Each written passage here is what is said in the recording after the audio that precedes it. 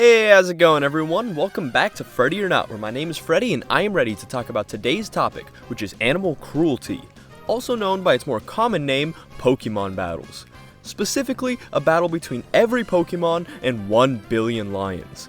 This was a big meme some time ago, but now I've decided to throw my hat into the ring with a little twist. You see, anyone who is reasonable knows that the Pokemon blows the lions out of the water. But if I told you I didn't want the Pokemon to lose, I'd be lying. Nah, you deserve execution for that one. Which is why today we will be downplaying the Pokemon to oblivion. That's right, today we're going to see just how charitable we have to be to the lions in order for them to win. Imagine it like we're the Lions lawyers, like we're Saul Goodman for the Lions. You're about to see more glaze than a donut factory. So like and subscribe, because by the end, we'll see just how much we have to take away from the Pokemon in order to guarantee victory for the Lions. Oh, and if at any point you think I'm being disingenuous towards the Pokemon, yeah, that's kind of the point. Jumping right into it, I have a 5-step plan to ensure victory for the Lions. But first, we have to set the stage. There will be one of each Pokemon, so that's 1,025, in 1 billion lions. There will be no items or transformations. This includes Mega Evolutions or Primal Transformations, and we're also getting rid of Z moves. Just the basics here.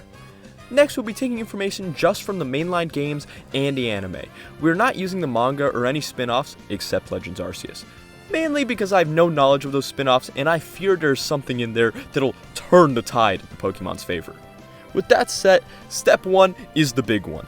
The Pokemon are strong, alright? You could have them controlling time and destroying mountains and shifting tectonic plates and all kinds of crazy stuff, if you believe the Pokédex. So naturally, step 1 is getting rid of that nasty Pokédex, alright? And if you're a hardliner and say, oh, but we're using information from the games, right? Well, then we gotta try and say that the Pokédex is inconsistent. We gotta try and argue by saying things like, oh, Galar's Dex entries claims Toxicroak and Seismitoad are closely genetically related, but they're actually in completely unconnected egg groups. The Pokédex also states Kadabra was a young boy who couldn't control his psychic powers and ended up transforming into that, in spite of the fact that we have seen it evolve from Abra, or how Makargo's body temperature is 18,000 degrees Fahrenheit. No, it isn't. We'd all be dead. And that's without mentioning all the inconsistent heights. Now I'm sure you could say something like, that's not inconsistent, you can easily rationalize all those things. Shut up! Today we're repping the Lions. Next, you gotta establish that all the Pokemon are relative. Okay, you do this by saying all the Pokemon are able to fight each other, which is true. And I know what you might be saying, oh, but what about when they have different levels? That's true, so to argue against that, we gotta whip out one of the most infamous moments in Pokemon history. Pikachu versus the level 5 Snivy. For those uninformed, Pikachu, who by this point should have had a large number of levels under his belt, loses to a Snivy on basically its first day on the job. And I know that theoretically this is inconsistent, but technically you might be able to argue that it's not. And that's good enough for me. And for anyone about to talk about Arceus, I want to remind you that it was revealed that Arceus is just an aspect of their true form, and that their true form isn't the version in the game. So Arceus might be cracked, but we're not fighting that version of Arceus, so it doesn't even matter. Next, we gotta try to limit the range of the Pokemon. You do this by saying that Pokemon have only ever attacked a maximum of 5 Pokemon at a time. You see this in horde battles and triple battles. Now, the real kicker on the coffin here, you gotta say that their attacks don't even reach the trainers, who are right there. And now technically you could say just like, oh, that's just a game mechanic. They're so much stronger in lore, but okay. What lore? As you may recall, we got rid of the Pokédex, so technically this is the best we've ever seen them do, and without the Pokédex, there's no indication they're any stronger than that. And if you're upset about this and claiming I'm being facetious, my god man, get with the program! We stand lions in this household! And you might think I'm hammering that point in too much, but I assure you if I didn't, there would be so many comments.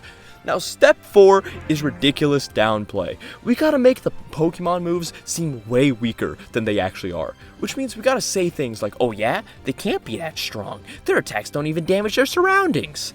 And when people try to say things like, oh, but they have moves like Eruption and Perish Song and all types of crazy stuff, you gotta hit them with the, yeah, but those moves aren't even strong enough to instantly knock out most Pokemon. The same Pokemon are being taken down by things like Frying Pans and Nets, shown by Team Rocket.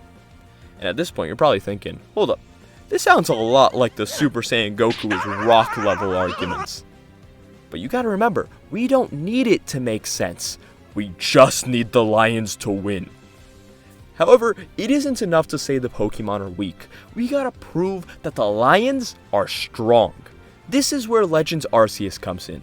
In that game, the Pokemon can attack the trainer, but the Pokemon, including noble Pokemon, are not able to one-shot the trainer, with the trainer typically dying in about 3 to 4 hits. This helps us because there's actual real-life reports of a lion killing an adult in 1 hit, meaning that lions can one-shot adults, while Pokemon can't even one-shot children. The final step in this is introducing game mechanics. In the games, the Pokemon only have 4 moves, and each of the Pokemon have a list of moves that they are able to learn. So if each Pokemon shows up with the weakest moves it could possibly learn, it would technically qualify as meeting the criteria of fighting every Pokemon, because we never said they had to fight them at their strongest. For reference, that means every single Pokemon who can learn Splash will be using Splash. Finally, just as the cherry on top, we can make it so that the Pokemon use PP, which means that they can only use each move a certain number of times. If we're giving them their weakest moves, that means they can have moves with a small number of PP. So even if they one-shot 5 lions with each move, since we previously established it can only hit 5 targets at a time, because if they didn't, Surf will literally wash them all, the Pokemon will eventually run out of moves and struggle to death. And the Lions will win purely due to how greatly they outnumber the Pokemon. So there it is, my grand strategy to make the Lions win. If you guys can think of some other way for the Lions to win, be sure to comment them down below. For example, I spoke to a friend of mine and he suggested that all the feline Pokemon could side with the Lions, which is a really funny idea. But yeah, let me know what you guys think. Also, if you couldn't tell or are watching this on a later date, this was just a goofy little April Fool's video. But I hope you guys enjoyed it nonetheless. Well, that's all I got for you today, folks. Be sure to smash that subscribe button, and I'll catch you in the next one. Peace.